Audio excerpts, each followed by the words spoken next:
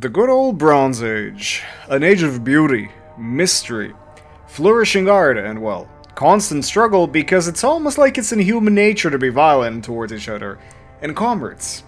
A time of trade and cultural blending on a scale that was not seen until then and not for a long time afterwards, where different peoples and ideas intermingled all across the eastern Mediterranean and general area of the East.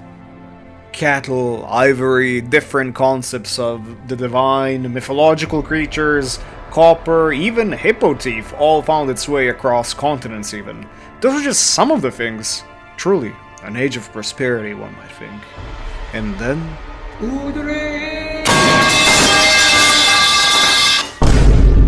the almost sudden collapse of the vast majority of established civilizations starting from around 1200 BC is pretty shocking as a concept, and there's a lot of reasons for that. Individually, all the big players of the time have survived such things, but now a shitstorm of pretty much everything hit all at once. Invasions, migrations by different ethnic groups, natural disasters, including earthquakes or famine, societal upheavals, those are just some of the factors, but we'll talk about these things in a different video. Right now, Pharaoh has been announced, showcased, and personally, listen, I'm gonna be honest, this is my favorite time period, and this is what I focused on in my studies the most. I love the Bronze Age, and you can imagine I'm so hyped about this. I basically forced myself out of quote-unquote retirement, so yeah. It's time to showcase the setting of the game, the geopolitical situation, if we can call it like that, around the campaign's starting time, see what the confirmed and most likely baseline and DLC playable cultures are, and how could their gameplay turn out. Without further interruption, let's celebrate and... Iltam Zumra Rashupti Ilatim. Going into the 13th century BC, the area from Libya to the Gulf of Persia, from Greece to the Zagros Mountains was as alive as ever. Multiple kingdoms, empires, city-states, and nomadic groups were spread far and wide. In Mycenaean Greece, the Achaeans had full dominance. By this time, the Minoans of Crete and the Aegean Islands were overran by the Greeks.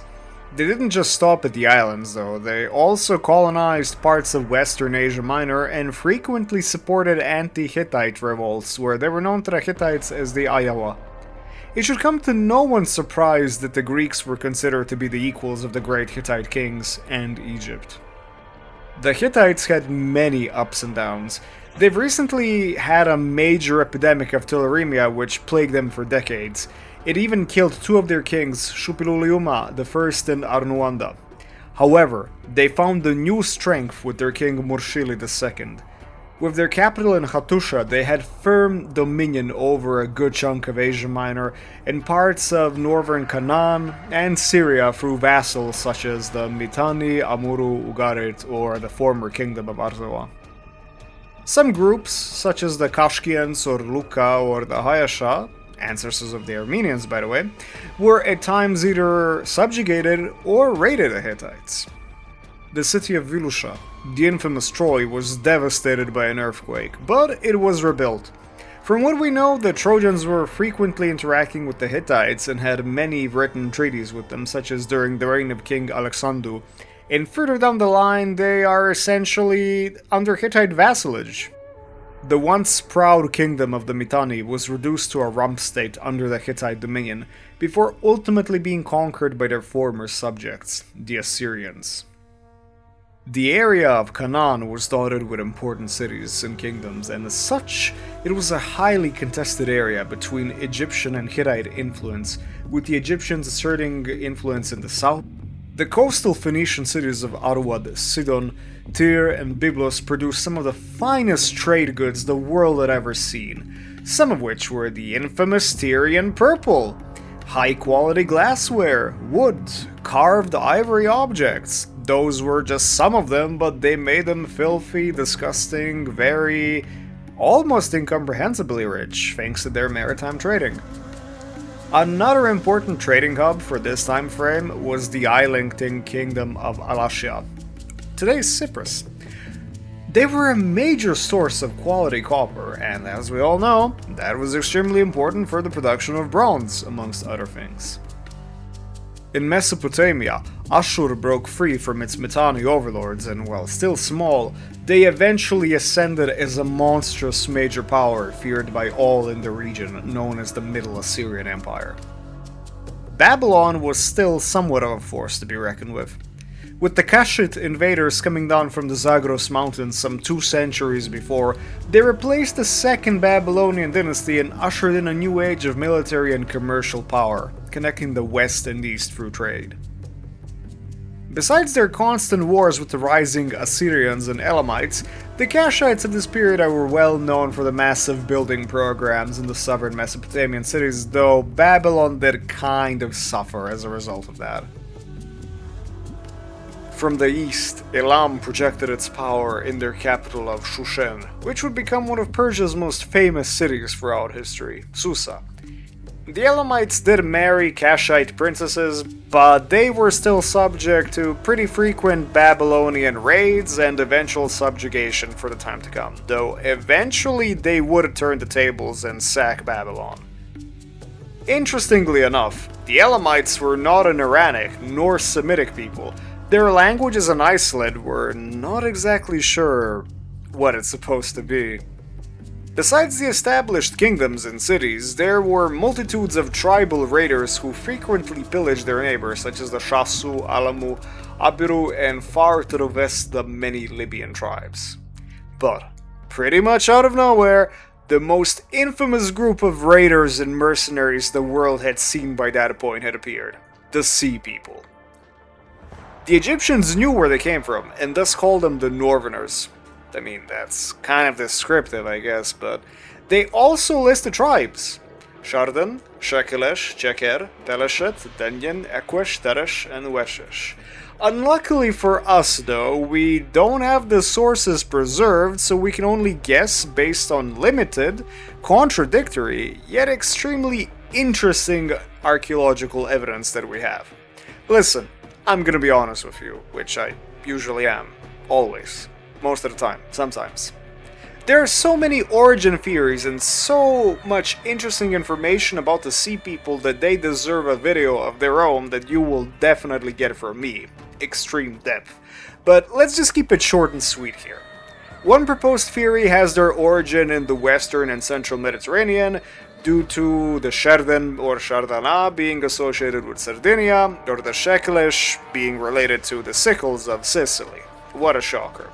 Other theories have them originating in Asia Minor, where they're known as the Luca, as well as the Aegean Islands. There's even a theory that they were joined by a lot of Achaean Greeks after the Mycenaean collapse, and together they would just cause widespread destruction across the eastern Mediterranean. Whatever their origin, their subsequent raiding and conquest attempts would leave a tremendous impact on all the peoples in this part of the world. Egypt had lost much of its influence in Canaan and Syria. The religious upheaval of Akhenaten and the civil unrest that followed really did it no favors. Egypt didn't really seem in a position to compete with the rising power of the Hittites. But, luckily for the people of Kemet, the Pharaoh Seti I defeated a bunch of Libyan tribes and won many victories in Canaan, even ended up temporarily conquering Amuru and the city of Kadesh from the Hittites. Yup, that exact same city where his son will eventually fight the Hittites again for, but we'll visit that story in depth another time. With the death of Seti and ascension of his son Ramses II, the new kingdom enters its golden age.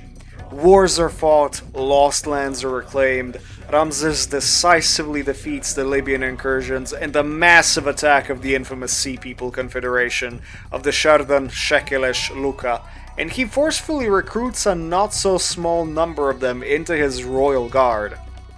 Once again, he re-established Egyptian dominance in Canaan, fought over Kadesh against the Hittites, and even though he didn't take the city, he did make a status quo, pretty much guaranteed peace and friendly relations with the Hittites, and he would bring back Syria under Egyptian influence once more later in his rule. The rich and rebellious lands of Nubia were also brought back into the Egyptian fold, so yeah, can you really say no to more gold? I don't think so. Monuments, massive temples, even cities such as Per Ramses and Nakhtu were built. art, commerce, and the army flourished with an estimated number of 100,000 men being able to serve under Ramses at one point. He died in his early 90s, outliving most of his heirs. An absolute gigachad of a pharaoh. One of the greatest, if not the greatest. It all seems well and fine, doesn't it? Egypt is back on its feet, the rest of the world, some things are changing, some things are the same, but it's pretty fine, right? What's the worst that could happen at this point? During the middle of the 13th century BC, the world is shaken to its very core. Earthquakes ravage the Mediterranean, drought, famine, uncontrollable forces of nature, and we see massive movements of people all across southern Europe, the Aegean, and the Middle East. Some are newcomers to the scene, such as the Phrygians, the Dardanians, or Dorians, while other groups have already been known to the world, such as the Arameans, or different Sea People groups which were moving on a scale never seen before, with the thirst for conquest. We even see the first written mention of the Israelites.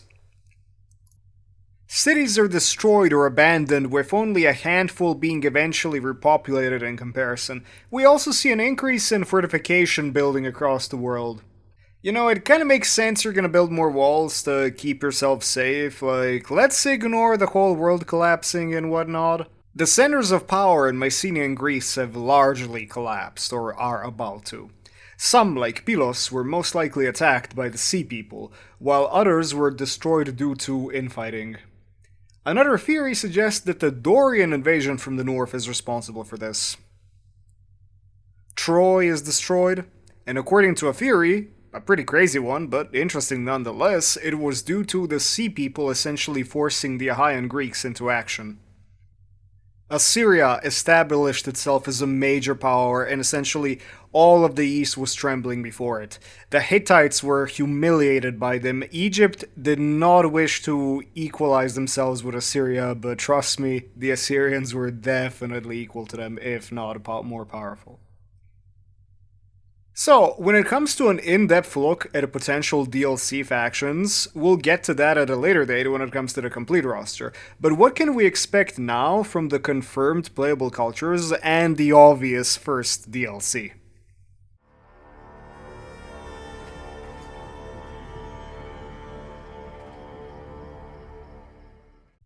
Shuppiluliuma II, the last great king of the Hittites, is not in a good spot. Phrygian, Dardanian, Lucan, and Kashkian raids are massively taking the toll on the Hittites. To make things worse, previously, Kurunta, a Hittite prince, had been proclaimed as king by treaty, and he effectively created a separate, independent kingdom in the south of Anatolia centered around the Tarhuntasha. From the rule of Hattusha it was free. He even proclaimed himself the Hittite Great King, so the royal court in Hattusha didn't really accept this, but there was not much they could do about it except, just murder each other. The Assyrians humiliated the Hittites some years before that, but the Hittites are still trying to fight against the changing world, even though the tide seems to be changing, and really not in their favor. If that wasn't enough, the Sea People also decide to briefly visit the southern Hittite lands, and we can kind of imagine how that went. Hattusha is destroyed, the heartland of the empire is gradually abandoned, and the once mighty Hittites are reduced to city-states on the coast of Anatolia and parts of Syria. Do you think you have what it takes to turn back the tide? As is to be expected, the Hittites were a very militaristic society. They had a professional warrior class, but they would also rely on levies and a multitude of vassal troops and mercenaries as well when required. The chariots were the elite of the Hittite army. Initially, they were the classic two-person chariot, but they did a big brain moment and added a third person to the chariot, a shield bearer that would protect the driver and the ranged fighter. This way, they were extremely effective, and in total war terms, charging such a heavy chariot into infantry, no matter their weight or type, head-on would definitely devastate them. But realistically, the chariot was so unstable because of the third person, it was basically unusable on less than ideal terrain. Spears and axes were the main weapons of the infantry. Swords also existed in a very interesting curved variety, but more on that in a different video. What can you expect from the Hittite roster? Elite chariots, aggressive Anatolian tribesmen, a very limited selection of missile troops, a lot of axes and elite spears ready to defend the Great King to death.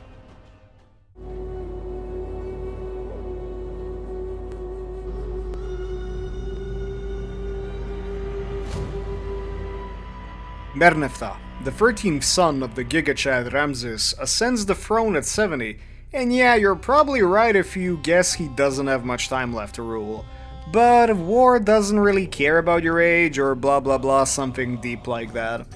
Early on in his reign, he was forced to fight off a massive combined invasion of Libyan tribes and the Sea People, which just totally coincidentally happened at the same time the Canaanite cities, such as Ashkelon, revolted against Egyptian rule, as well as the Israelites. From what we know so far, there are 4 playable Egyptian factions led by the successors of Merneptah. You could basically make a whole Game of Thrones type of show based around the plots, assassinations, and general politics that were going on in the Egyptian court at this time. Also, that would deserve its own YouTube video, so hold on tight, okay? That's all I'm gonna say. Let's keep it short and sweet for now. Seti II, the rightful heir of all of Egypt, had his throne usurped by Amenmesse in Nubia in Upper Egypt. Bitter rivals, they fought each other for control until the mysterious death of Amenmesse. His tomb was defiled and all records of him and his supporters were erased. Yeah, Seti really hated this guy. Kind of obvious, right?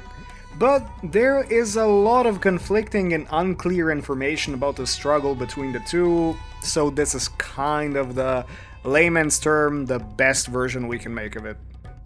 Tausret, the last pharaoh of the 19th dynasty.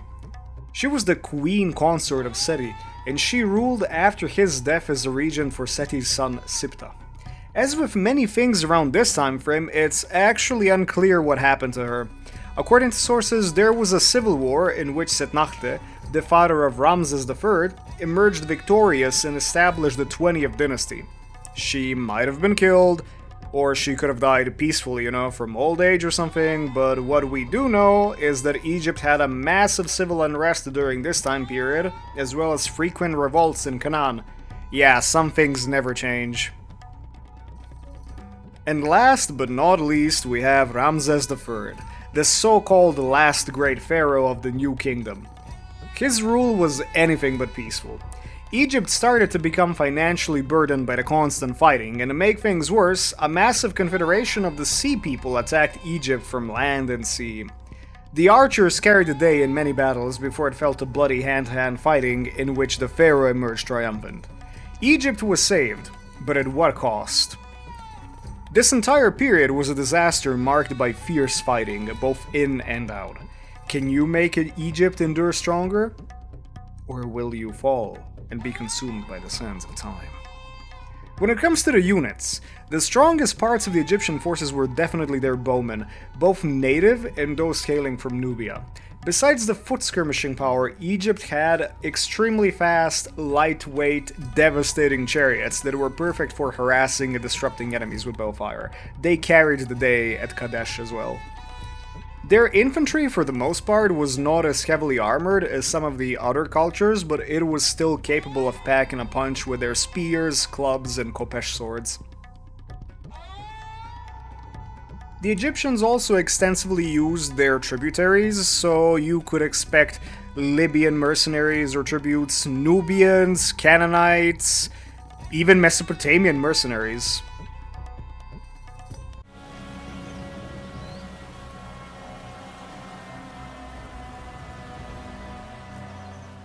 From the kings of Ugarit, the Syriacs, through the mercantile Phoenician cities, and all the way to the nomadic cattle herders of the Sinai, the Canaanites lived their lives under foreign dominion, either directly or through tributes and forced treaties. You remember Seti? Yeah, that guy. Turns out he made some really questionable choices during his rule, one of which was elevating a Hurrian, Bey, to the treasurer of Egypt, a very important position. From humble origins as a priest, Bey rose up the ranks and ended up controlling the throne behind the scenes. He even got his own tomb constructed in the Valley of Kings, something that was basically almost impossible for commoners to do, especially for, Syria. He acted in the name of Seti's underage son Siptah, as a ruler in everything but name. He dangerously overreached, however, because as we all know, everybody loves power, and he was executed by the young Siptah as an enemy of the state. The other confirmed Canaanite playable faction is led by Irsu, a leader of the Shasu nomads. He took control of the rebellion in Canaan that massively destabilized Egypt during the civil war between Seti and Amenmesse. Irsu's Canaanite raiders were so powerful that they exacted heavy tribute from Egypt and pillaged a lot of valuable stuff. His power was so great that even Tausret allied with him during her civil war with Setnachte. Alas, the Shasu were defeated by Setnachte, and according to some sources, a decent amount of them was impaled as a warning. Will the Canaanites be forced to suffer foreign oppression, or could you set them free? The Levant has much to offer in terms of unit diversity. The northern kingdoms and city-states could field elite heavy chariots, heavily armored spearmen, sturdy infantry, and high-quality bowmen, while the lower parts of Canaan had fierce tribal skirmishers and light infantry.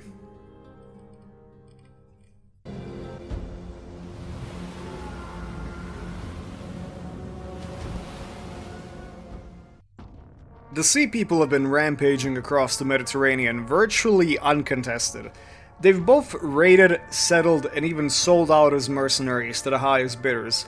Some of the Shardan were forcefully recruited into the Egyptian army under Ramses II to serve as his royal guard. Despite suffering defeats over the years, they still had a terrifying reputation, and it wasn't just based on stories. They were savage close combat fighters with extremely effective infantry of various armor type, yet they were also proficient with javelins and bows. Their weapons overall were quite diverse. Some of them used spears, some of them used the evolved Aegean swords, some used Eastern style swords based on Hittite or Egyptian design, but more on that in another video. They also had chariots of their own, believe it or not, because who would have guessed the Bronze Age would have been a game of chariot meta, right? The Sea People chariots were sturdy, aggressive, and they were supposed to charge into melee. They were supported by fast, light spearmen who could charge alongside with them and keep them safe and protected.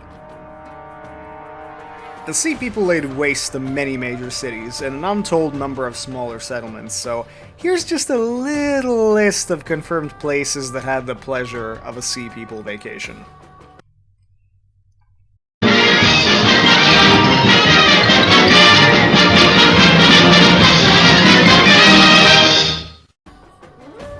So, there you have it. The world is going down. It's crashing, it's falling. Call it whatever you want to call it. It's not in a good spot. Are you gonna conquer? Are you gonna rebuild? It's up to you when Pharaoh comes out. We've covered the historical background and some of the playable factions and the Sea Peoples as a DLC, but what's in store for the future? You can expect me to cover all of the factions of the period in extreme depth in future videos, both historical and actual unit analysis. Stay tuned for more content, some pretty spicy shorts, and until the next time... Iltam Sumra Rashupti Ilatim.